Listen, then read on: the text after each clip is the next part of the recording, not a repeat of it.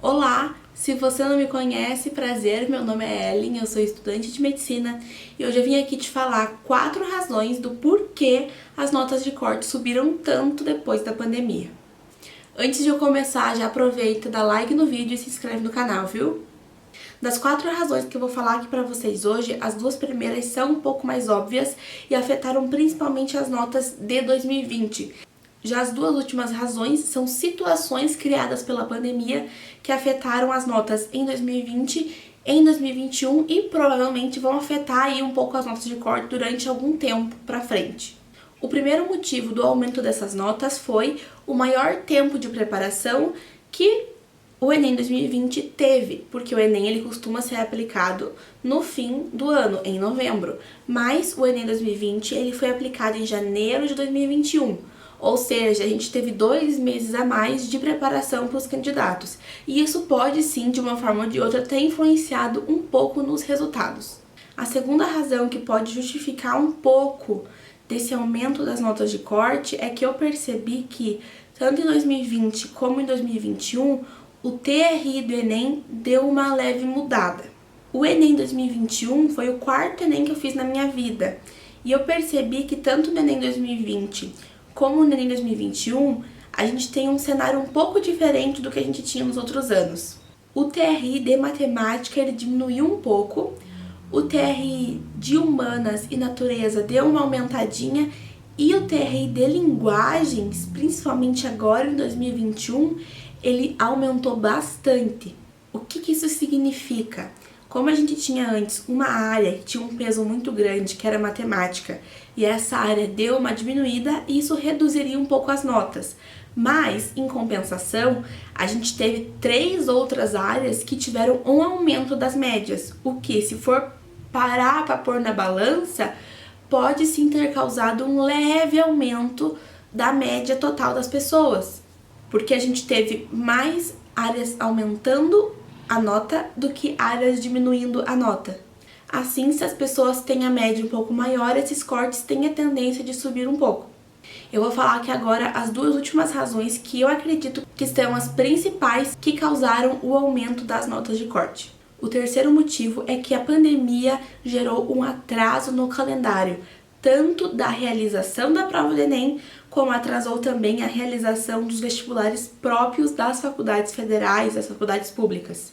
Mas o que isso quer dizer na prática? É que inúmeras faculdades que faziam o vestibular ali no fim do ano, muito próximo à data do Enem, até um pouco antes, por causa da pandemia, elas jogaram o seu vestibular próprio para uma data que ficou após a data do Enem. Isso principalmente em 2020. Mas o que isso reflete na nota de corte? É que antigamente os vestibulares próprios das faculdades, eles aconteciam e tinham seus resultados divulgados antes da realização do SISU. Ou seja, quando o SISU chegava, já tinha inúmeras pessoas que tinham nota suficiente para passar no curso, que já tinham entrado pelo vestibular próprio da universidade. E essas pessoas não colocavam mais a sua nota no SISU. Assim, o SISU acabava sendo meio que o lugar em que as pessoas que não passaram no vestibular próprio colocavam as notas. E isso considerando que, em 99% dos casos, o vestibular próprio tem muito mais vaga do que tem no SISU, o que fez com que um número maior de pessoas que tinham nota boa colocassem todas as suas notas no SISU. Ou seja, vamos imaginar uma faculdade que tivesse 100 vagas, 20 pelo SISU e 80 pelo vestibular tradicional.